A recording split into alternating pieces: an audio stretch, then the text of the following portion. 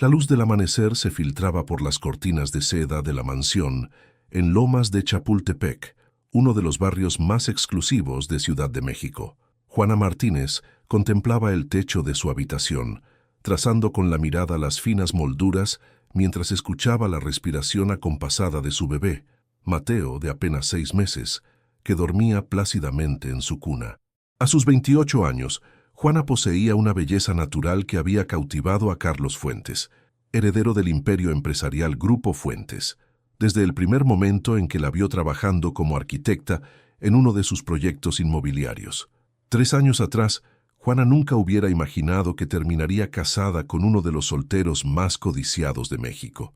Su relación había sido un torbellino, un cortejo intenso, una boda fastuosa cubierta por las revistas de sociedad y finalmente la llegada de Mateo. Desde fuera, su vida parecía perfecta, envidiable. Sin embargo, la realidad detrás de las puertas de caoba tallada de su mansión era muy diferente. Carlos entró a la habitación con paso firme, ajustándose el reloj de oro en su muñeca. A sus 34 años, mantenía el porte aristocrático que caracterizaba a la familia Fuentes, combinado con la arrogancia que le otorgaba ser el hijo primogénito de Alejandro Fuentes, el CEO de Grupo Fuentes. «Despierta ya. Tenemos el desayuno con mi padre en 1 hora», espetó Carlos sin mirarla, mientras revisaba su teléfono con gesto de preocupación. Juana se incorporó lentamente, tratando de no despertar a Mateo. «Carlos, no me dijiste nada sobre ese desayuno». «Tengo una reunión importante con los contratistas del proyecto de Polanco», respondió ella con voz suave pero firme. La expresión de Carlos cambió instantáneamente. Sus ojos se oscurecieron mientras dejaba el teléfono sobre la cómoda con un golpe seco. «¿Ahora me cuestionas? Tu lugar está con tu familia, no jugando a ser arquitecta. Ya hablamos de esto. Desde que nació Mateo, tu prioridad debe ser él y representarme como mi esposa», siseó, acercándose peligrosamente. Juana sintió un escalofrío recorrer su espalda. Reconocía esa mirada, ese tono. Las discusiones se habían vuelto más frecuentes desde el nacimiento de Mateo, pero algo había cambiado en Carlos durante las últimas semanas. Estaba más irritable, más controlador, como si estuviera bajo una presión invisible que desahogaba en casa. «Solo digo que tengo compromisos profesionales. Puedo reorganizar mi agenda, pero necesito saberlo con anticipación», insistió ella, mientras se levantaba para revisar a Mateo, quien comenzaba a agitarse en su sueño. Carlos la sujetó del brazo con fuerza, clavando sus dedos en su piel. «Mi padre está cerrando el trato con Inversiones Globales. Es crucial que estés ahí, sonriente y perfecta, como la esposa del futuro vicepresidente del Grupo Fuentes», murmuró entre dientes. Juana intentó zafarse, pero el agarre se intensificó. «Me estás lastimando, Carlos», susurró, consciente de que Mateo comenzaba a despertar. «¿Lastimándote? Esto no es nada comparado con lo que puedo hacer si me dejas en ridículo frente a mi padre», amenazó, soltándola bruscamente. «Arréglate. Te quiero lista en 30 minutos». Mientras Carlos se encerraba en el baño, Juana tomó a Mateo en sus brazos, meciéndolo suavemente mientras contenía las lágrimas. No era la primera vez que Carlos la intimidaba, pero la frecuencia y la intensidad de estos episodios iban en aumento. Se preguntaba en qué momento el hombre encantador que la había cortejado se había transformado en este extraño amenazante. El restaurante del Hotel San Regis brillaba con la elegancia discreta que atraía a la élite mexicana. Alejandro Fuentes, a sus 65 años, conservaba la vitalidad y el porte que lo habían convertido en uno de los empresarios más respetados del país. A diferencia de su hijo, Alejandro había construido su imperio desde cero, transformando una pequeña constructora familiar en un conglomerado con intereses en bienes raíces, tecnología y finanzas. «Mis queridos», saludó Alejandro, levantándose para besar a Juana en ambas mejillas y abrazar a Carlos. «¿Y dónde está mi nieto?» «Con la niñera, papá. Un bebé no es apropiado para una reunión de negocios», respondió Carlos secamente. Juana notó cómo Alejandro fruncía ligeramente el ceño. Siempre había sido cariñoso con ella y adoraba a Mateo. A veces se preguntaba si el CEO sospechaba algo sobre la verdadera naturaleza de su matrimonio. «Lástima, siempre ilumina cualquier reunión», comentó Alejandro, antes de cambiar a un tono más serio. Carlos, necesitamos hablar sobre los documentos del acuerdo con inversiones globales. Hay algunas irregularidades que me preocupan. Carlos se tensó visiblemente. Todo está en orden, padre. He supervisado personalmente cada detalle. Sin embargo, los abogados han encontrado cláusulas que no fueron aprobadas por el Consejo, insistió Alejandro, su mirada penetrante fija en su hijo. Cláusulas que comprometen activos del grupo en formas que no habíamos discutido. Juana observaba la interacción en silencio. En los últimos meses había notado a Carlos trabajando hasta altas horas de la noche, teniendo conversaciones telefónicas en voz baja y reuniéndose con personas que nunca antes había mencionado. Un presentimiento inquietante comenzó a formarse en su mente. «Son tecnicismos, papá. Confía en mí», respondió Carlos con una sonrisa forzada. «Este acuerdo nos posicionará estratégicamente en mercados internacionales». El desayuno continuó con una tensión palpable bajo la superficie de la conversación cordial. Al terminar, Alejandro se despidió con un abrazo especialmente cálido para Juana. «Cuídate, hija, y cuida a mi nieto. Recuerda que siempre puedes contar conmigo», le susurró al oído, dejándola con una sensación de inquietud y, paradójicamente, de esperanza. De regreso en la mansión, Carlos se encerró en su despacho, dejando a Juana sola con sus pensamientos. Algo no encajaba. Las palabras de Alejandro, la actitud defensiva de Carlos, las misteriosas reuniones. Como arquitecta, Juana había aprendido a identificar cuando una estructura no era sólida, cuando había grietas ocultas bajo una fachada aparentemente perfecta. Esa noche, mientras Carlos dormía, tomó una decisión. Debía descubrir qué ocultaba su esposo. Por Mateo, por ella misma, por el futuro que ahora veía amenazado por sombras que apenas comenzaba a distinguir. La oficina privada de Carlos en la mansión siempre había sido territorio prohibido para Juana. «Asuntos confidenciales», le decía él cada vez que intentaba entrar. Pero esa mañana, con Carlos en una reunión y Mateo bajo el cuidado de Lucía, la niñera de confianza, Juana encontró la oportunidad que esperaba.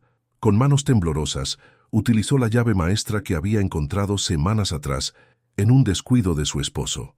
El interior de la oficina era impecable, mobiliario de madera oscura, una vista panorámica de Chapultepec y en el centro, un imponente escritorio de caoba. Juana sabía que tenía poco tiempo. Se dirigió directamente al ordenador. Bloqueado. Necesitaba una contraseña.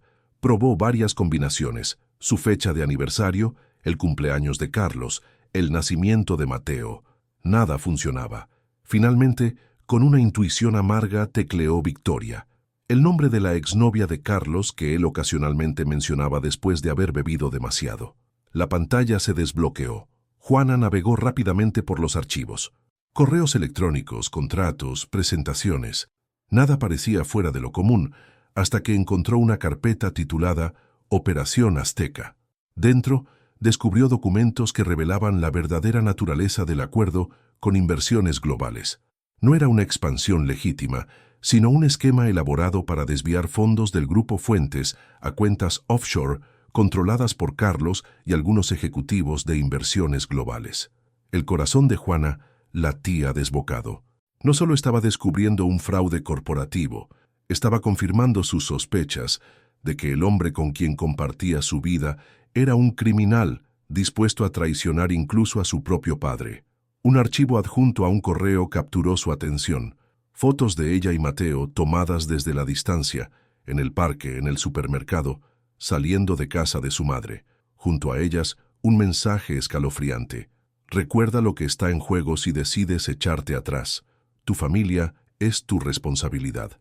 Las manos de Juana temblaban mientras copiaba rápidamente los archivos a una memoria USB que siempre llevaba consigo.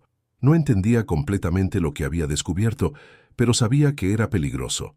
Carlos no solo la estaba controlando a ella, estaba siendo presionado por alguien más, alguien que no dudaría en usar a su familia como leverage. El sonido de un coche en la entrada la alertó.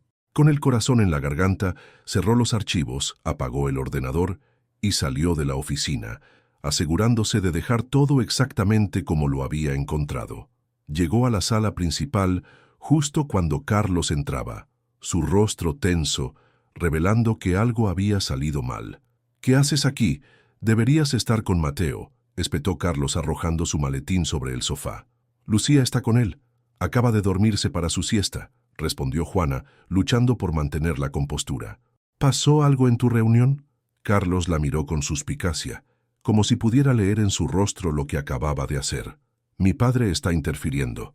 Ha ordenado una auditoría sorpresa de todas las operaciones relacionadas con inversiones globales», dijo finalmente sirviéndose un whisky, a pesar de ser apenas mediodía. «Parece que alguien le ha estado metiendo ideas en la cabeza. Quizá solo está siendo precavido», sugirió Juana, consciente de que cada palabra era peligrosa. «Es su empresa después de todo». Carlos dejó el vaso con fuerza sobre la mesa. «¿De qué lado estás, Juana? ¿Del mío, que soy tu marido, o del viejo que no confía en su propio hijo?» «Estoy del lado de nuestra familia, Carlos», respondió ella con firmeza. «De lo que sea mejor para Mateo». La risa de Carlos fue fría, carente de humor. «¿Nuestra familia? Tú eres nadie sin mí, Juana. Una arquitecta mediocre de Coyoacán que tuvo la suerte de atrapar a un Fuentes. No lo olvides nunca».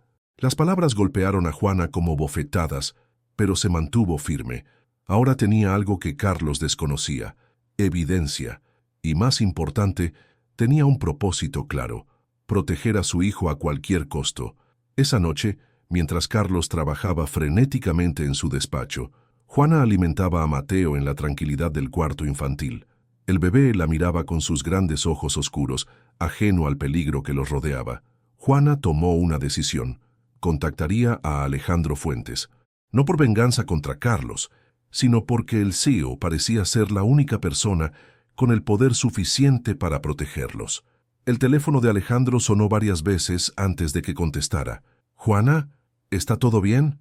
Su voz reflejaba genuina preocupación. «Necesito verlo, don Alejandro. Es urgente y...» Juana bajó la voz. «No puedo hablar por teléfono». Hubo un momento de silencio. «Mi oficina. Mañana a las 9.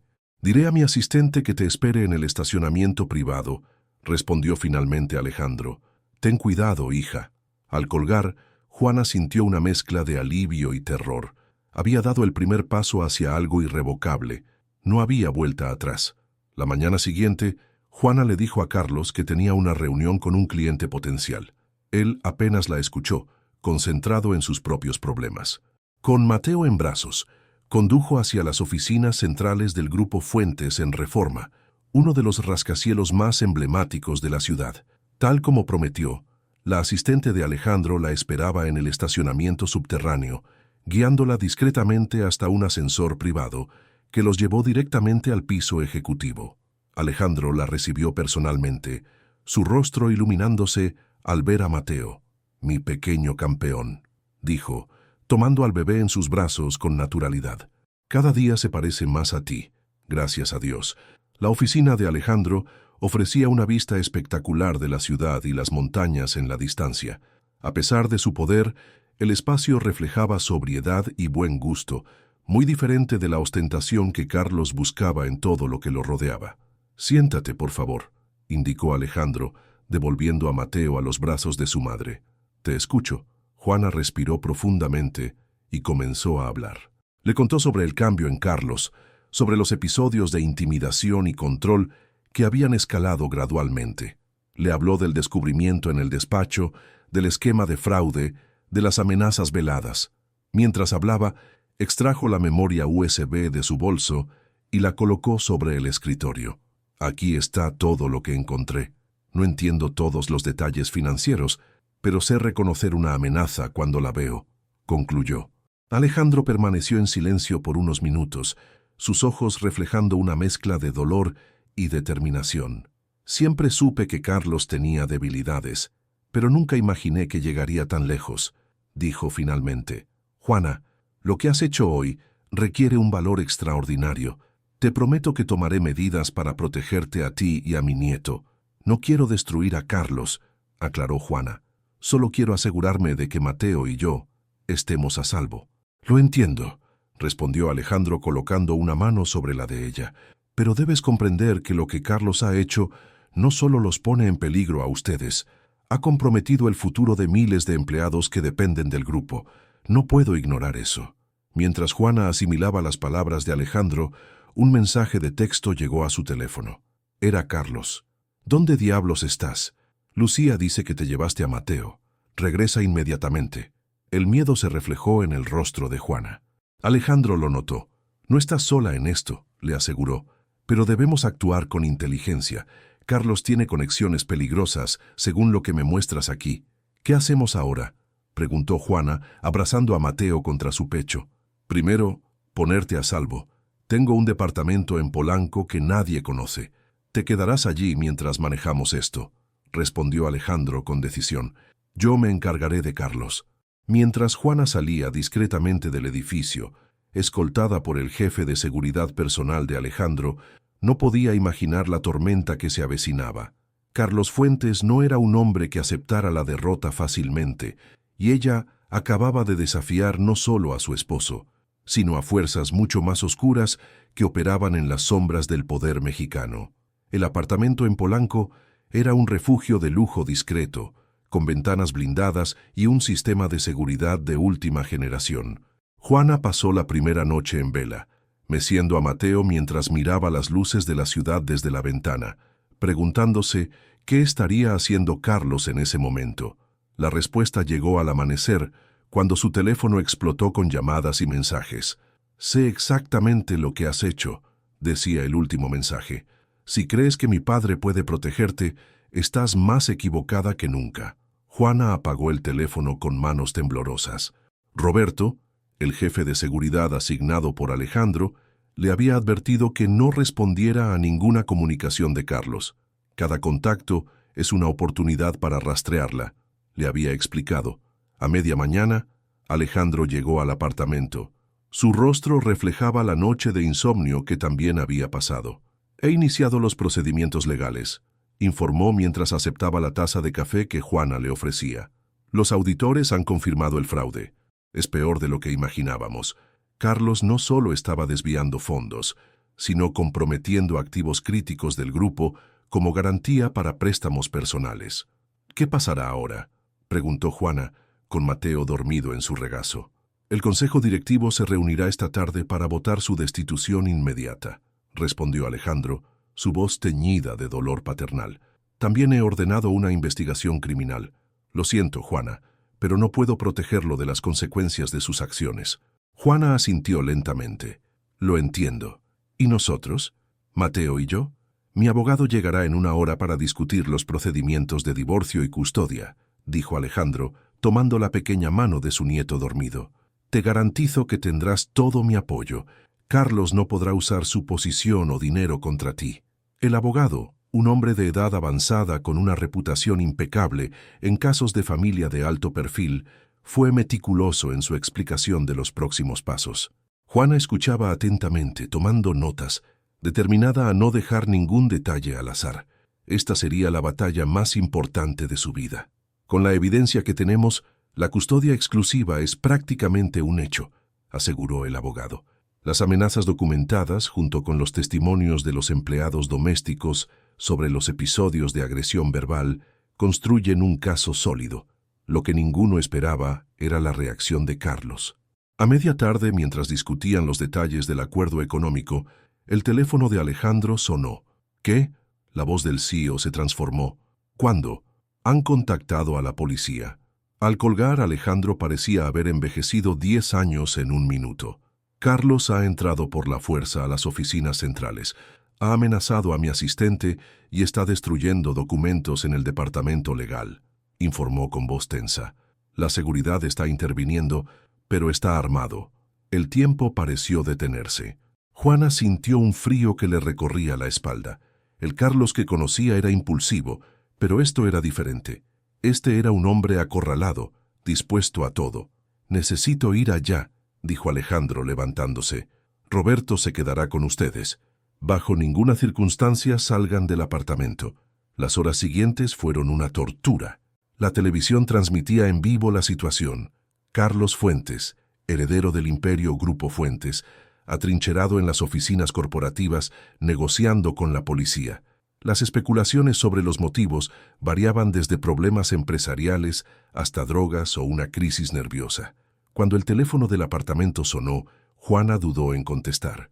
Finalmente, Roberto tomó la decisión por ella, activando el altavoz. «Ponme a mi esposa al teléfono».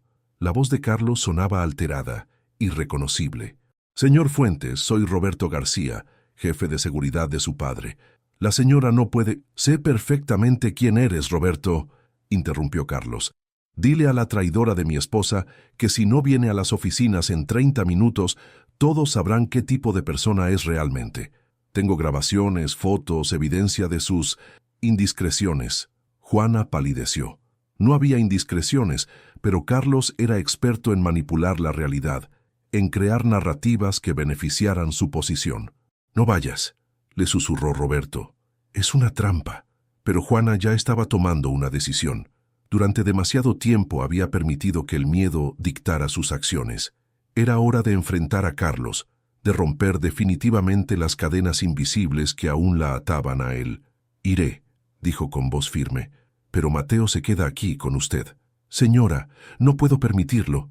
«No estoy pidiendo permiso, Roberto», lo interrumpió Juana. «Estoy informándole mi decisión. Carlos quiere un espectáculo y se lo daré, pero en mis términos». Antes de que Roberto pudiera protestar más, Juana ya estaba preparándose. Se vistió con ropa sencilla pero elegante, recogió su cabello en un moño austero y, lo más importante, llevó consigo una pequeña grabadora que había comprado días antes, anticipando que este momento podría llegar. El edificio de Grupo Fuentes estaba rodeado por patrullas policiales y unidades de prensa. Juana fue escoltada a través de un cordón de seguridad, ignorando los flashes de las cámaras y las preguntas de los reporteros. En el vestíbulo, Alejandro la esperaba, su rostro una máscara de preocupación. «Esto es una locura, Juana. No tienes que hacerlo», le dijo tomándola de las manos. «Sí tengo que hacerlo, don Alejandro», respondió ella con una calma que no sentía. «Por Mateo, por mí, incluso por usted. Es hora de que Carlos enfrente la verdad». Los ascensores habían sido desactivados, así que Juana subió los 5 pisos por las escaleras de emergencia, escoltada por 2 oficiales de policía. Al llegar al piso ejecutivo, encontró un escenario surreal. Escritorios volcados, papeles esparcidos por el suelo, y en el centro de todo, Carlos, con el traje arrugado y una mirada febril que Juana nunca había visto antes. «Al fin te dignas a aparecer», dijo Carlos al verla, con una sonrisa torcida. «La esposa devota viene al rescate, ¿no es así?». Juana avanzó hacia él con paso firme, consciente de las cámaras de seguridad que grababan cada momento, del negociador policial que observaba desde la distancia, de la grabadora en su bolsillo que ya estaba funcionando. «¿Qué quieres, Carlos?», Maes preguntó directamente. «¿Qué quiero?». Carlos rió, un sonido hueco que reverberó en el espacio vacío. «Quiero mi vida de vuelta, la vida que destruiste con tus mentiras, con tu traición». «¿Mi traición?». Juana mantuvo la voz controlada, aunque su corazón latía desbocado. «Fuiste tú quien traicionó a tu padre, a tu empresa, a tu familia. Fuiste tú quien amenazó a tu propio hijo». Carlos se acercó peligrosamente, su rostro a centímetros del de ella. «Tú no eres nadie para juzgarme. ¿Crees que no sé por qué te casaste conmigo? Por mi apellido, por mi dinero. Eras una don nadie, y yo te convertí en alguien». «Me convertiste en una prisionera», respondió Juana, sin retroceder. «Controlabas cada aspecto de mi vida. Me aislaste de mi familia, de mis amigos. Me hiciste creer que no valía nada sin ti. Pero estabas equivocado, Carlos. Valgo mucho más sin ti». La expresión de Carlos se transformó en una máscara de furia. Antes de que Juana pudiera reaccionar, la sujetó por los brazos con fuerza brutal. «¡Perra malagradecida!», gritó, sacudiéndola violentamente. «¿Crees que puedes humillarme así? ¿Crees que puedes quitarme lo que es mío?».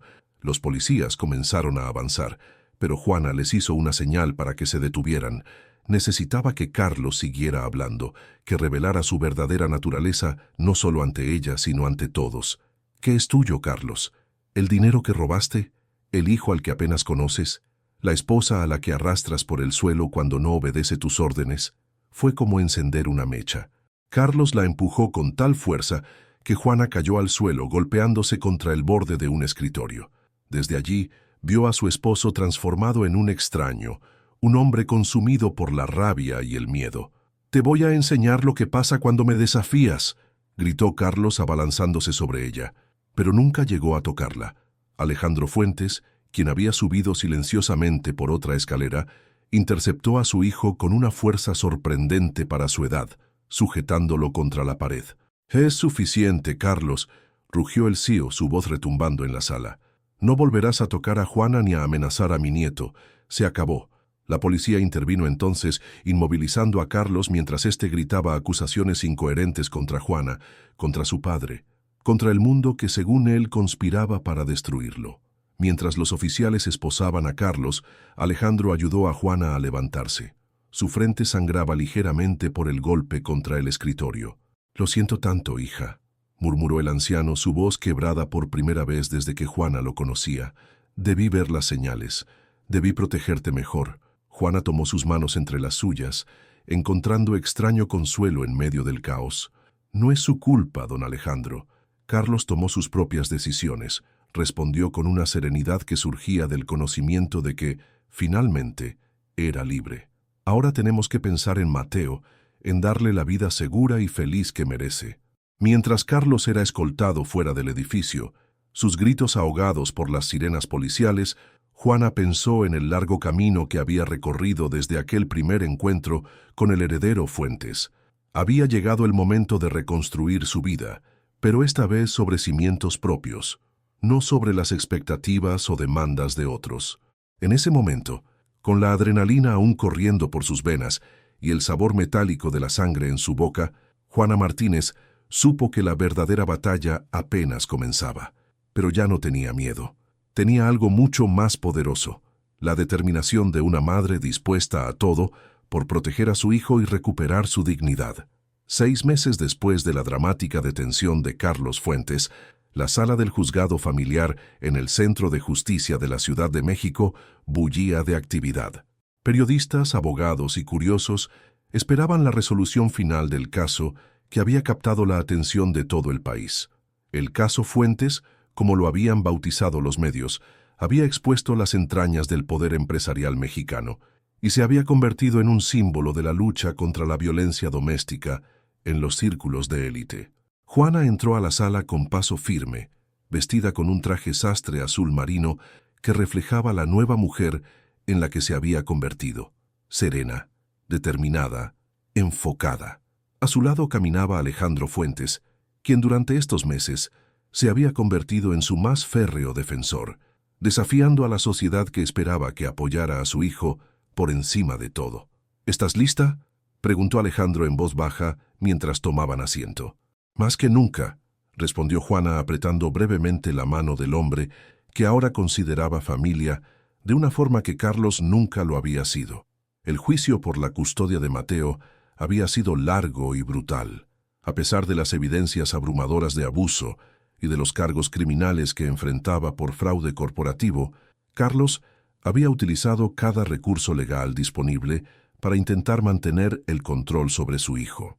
Su estrategia principal, destruir la reputación de Juana, pintándola como una oportunista que había seducido al heredero Fuentes para acceder a su fortuna. La entrada de Carlos al juzgado provocó un silencio tenso. A pesar de su situación legal, mantenía la arrogancia que siempre lo había caracterizado. Sus ojos se encontraron con los de Juana por un instante, y ella sintió un escalofrío al reconocer el odio que ardía en ellos.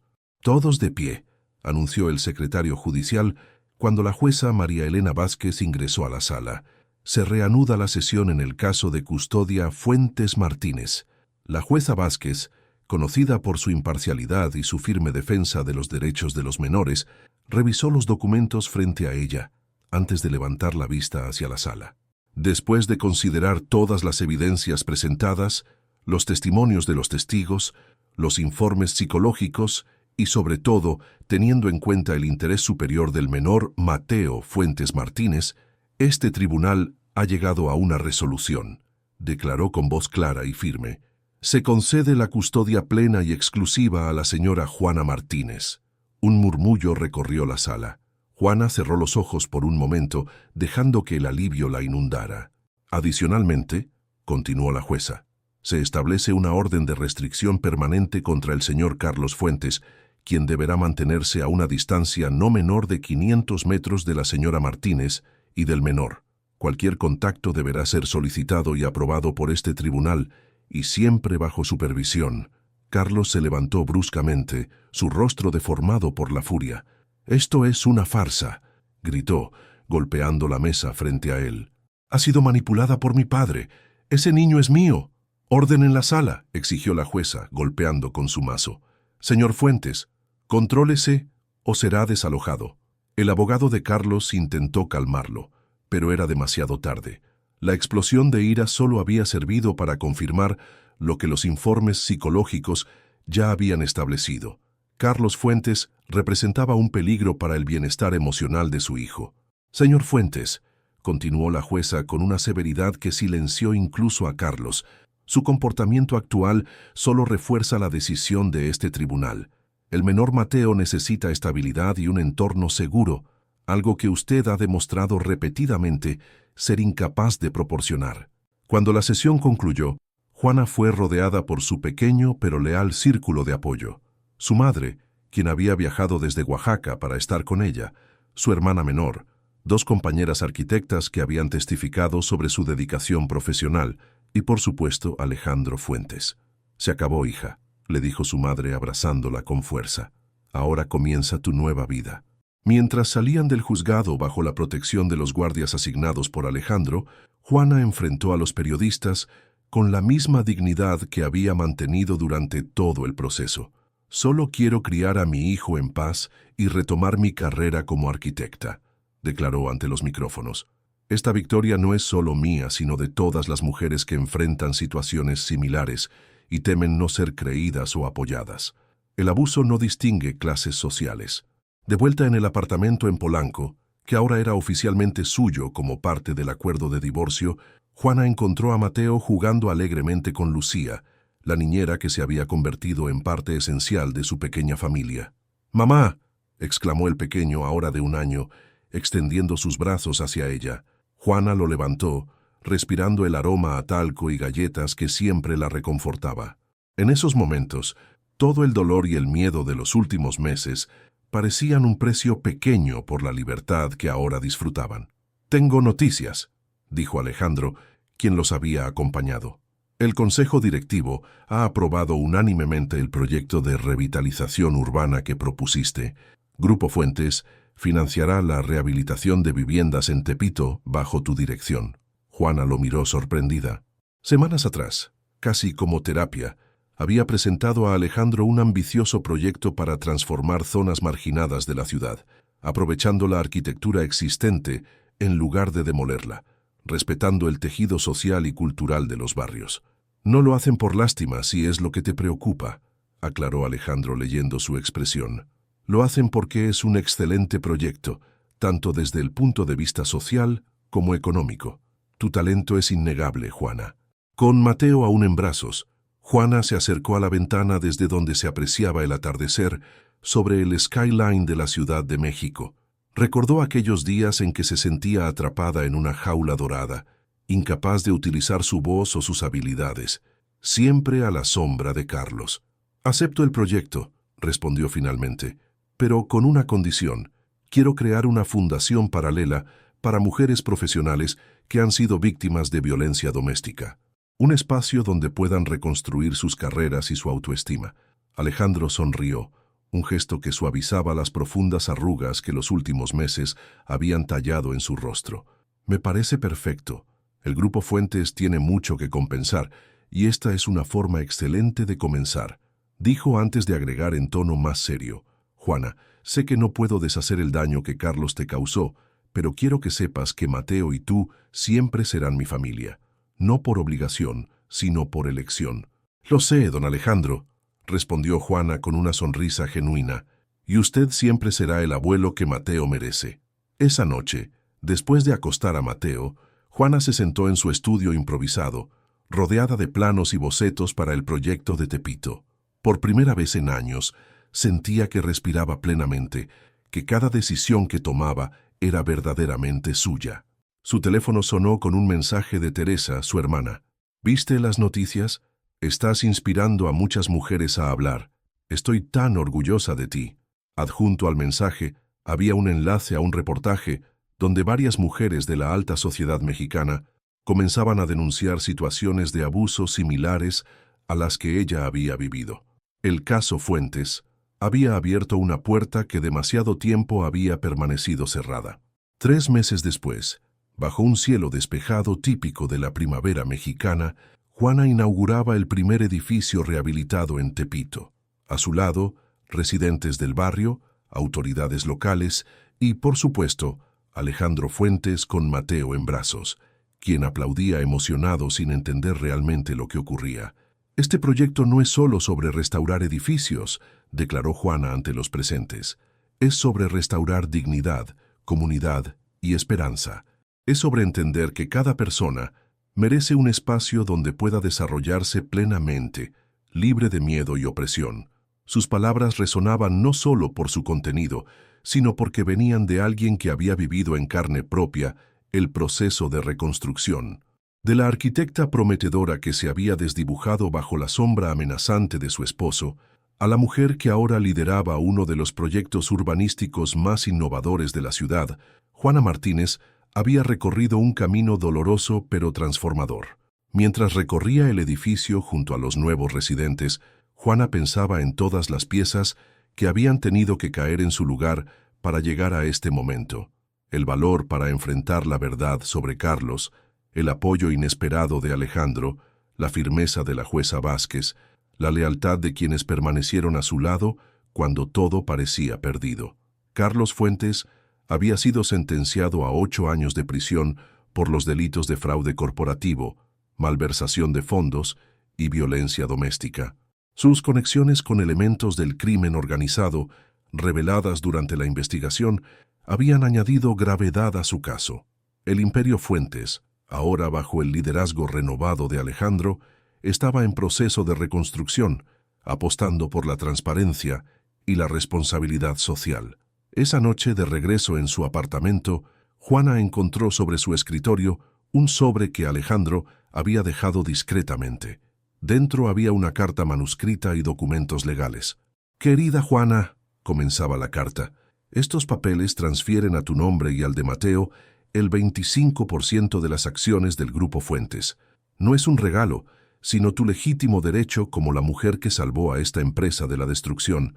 Sé que usarás este poder para continuar el trabajo que has comenzado, transformando no solo espacios físicos, sino también la cultura empresarial que durante demasiado tiempo ha permitido que hombres como mi hijo actúen con impunidad». Con admiración y cariño, Alejandro. Juana observó los documentos con una mezcla de asombro y determinación. El poder que ahora tenía en sus manos no era para venganza o retribución, sino para transformación. Pensó en todas las mujeres que, como ella, habían sido silenciadas, controladas, arrastradas por el suelo, literal y figurativamente, por hombres que se creían intocables. En la habitación contigua, Mateo dormía plácidamente, ajeno al significativo cambio que su madre había provocado, no solo en sus propias vidas, sino en el panorama social de su país. Algún día le contaría su historia, no como una de victimización, sino como un testimonio de resiliencia y transformación. Mientras guardaba los documentos en su caja fuerte, Juana recordó las palabras que su madre siempre repetía. De la tierra más golpeada, nacen las flores más fuertes. Ella había sido golpeada, arrastrada, humillada, pero de esa tierra maltrecha había nacido una fuerza que ahora se extendía mucho más allá de ella misma, tocando vidas, transformando espacios, inspirando cambios. El camino no había sido fácil y sabía que aún quedaban batallas por librar. Pero esta noche, con su hijo durmiendo seguro bajo su techo y un futuro que por fin podía moldear con sus propias manos, Juana Martínez se permitió sentir algo que había creído perdido para siempre durante sus años con Carlos: esperanza. Una esperanza sólida, construida no sobre promesas o fantasías, sino sobre los cimientos firmes de su propio valor y determinación.